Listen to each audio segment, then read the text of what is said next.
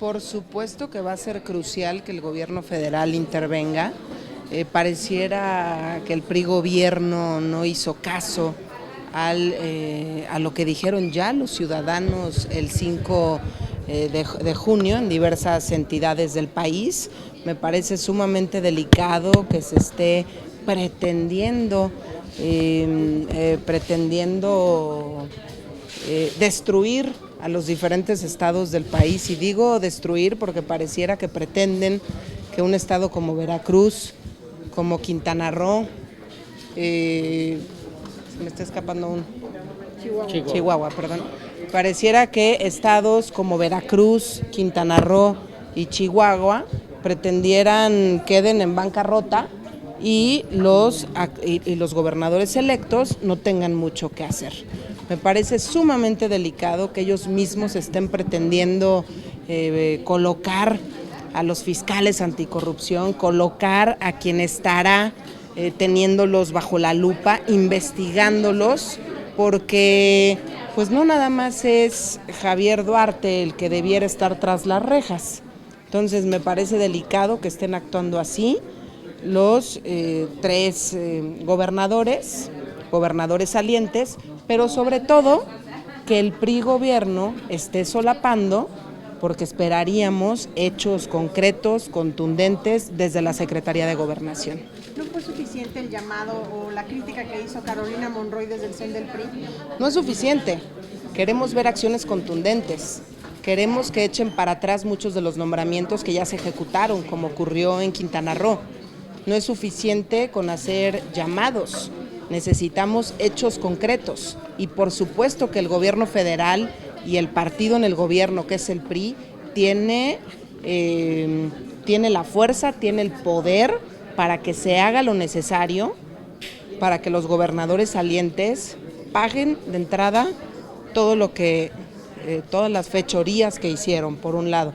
Y por otro lado, tenemos el caso de Veracruz, en donde ni siquiera se sabe dónde están 50,000 millones de pesos, por poner un ejemplo de lo que nosotros podemos ver a simple vista.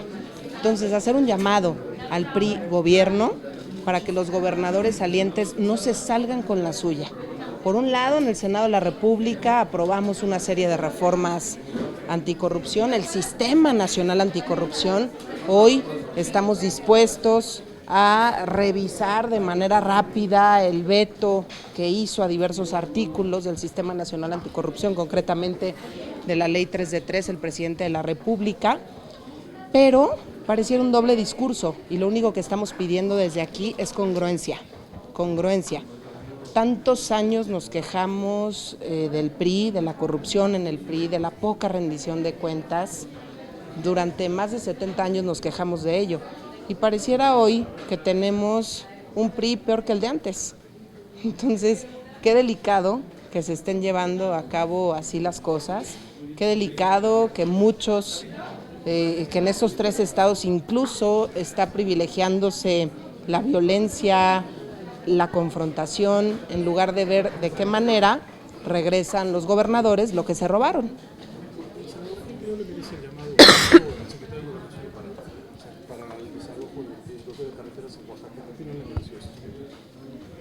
Bueno, pues seguramente es parte de la estrategia del gobierno federal. Pareciera que hoy no está funcionando. Yo haría un llamado al diálogo.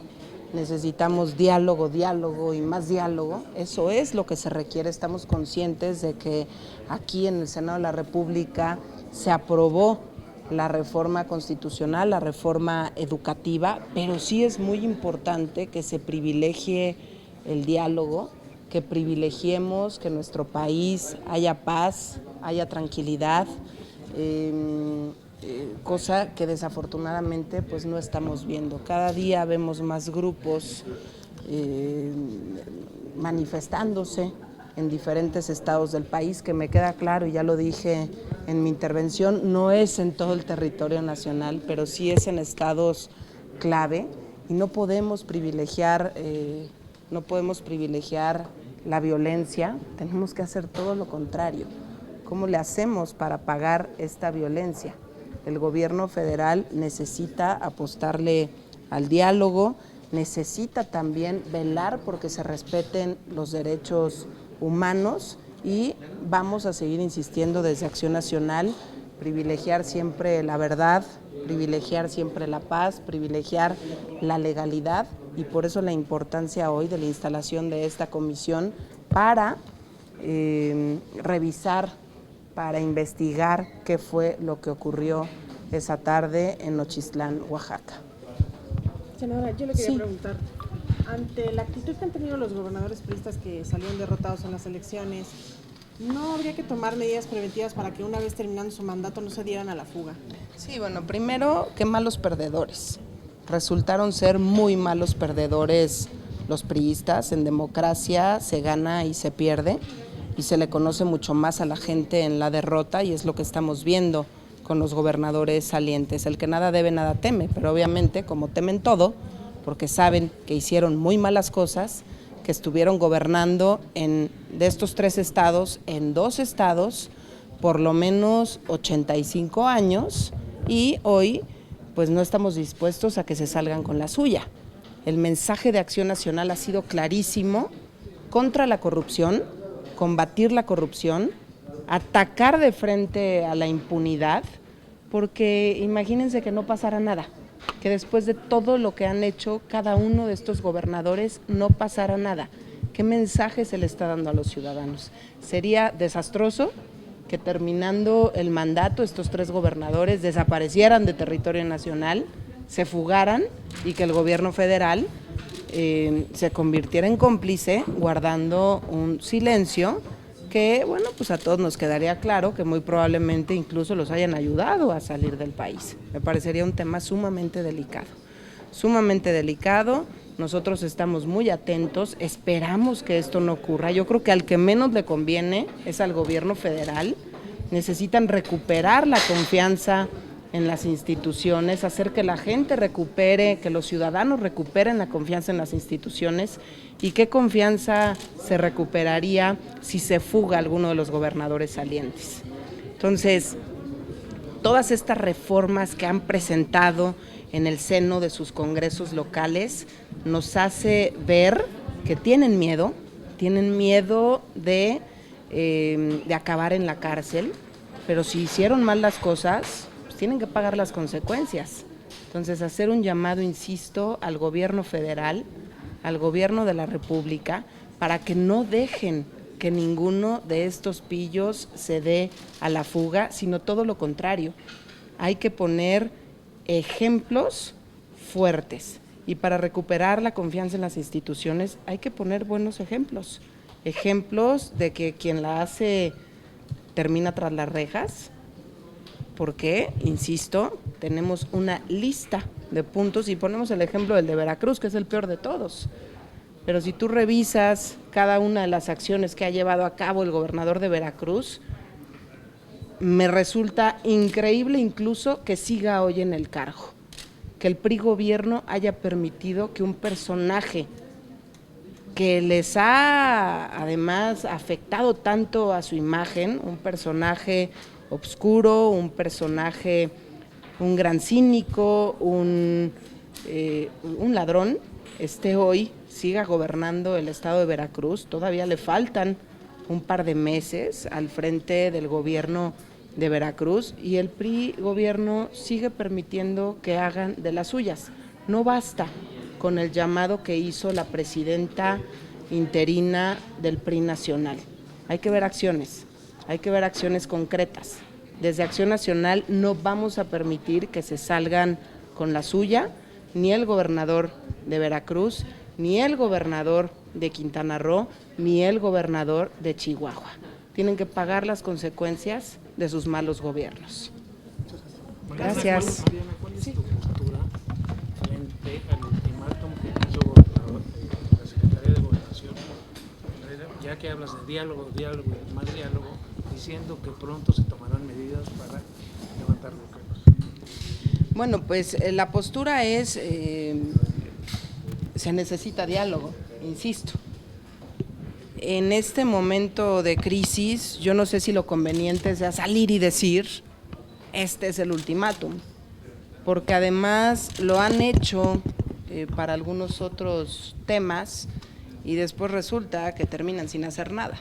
Entonces, yo le apostaría siempre al diálogo, al acuerdo, va a ser, y también mucho ojo, aguas con el uso de la fuerza pública, que se abuse del uso de la fuerza pública. Y es un tema que yo espero en algún momento estemos discutiendo en este Senado de la República.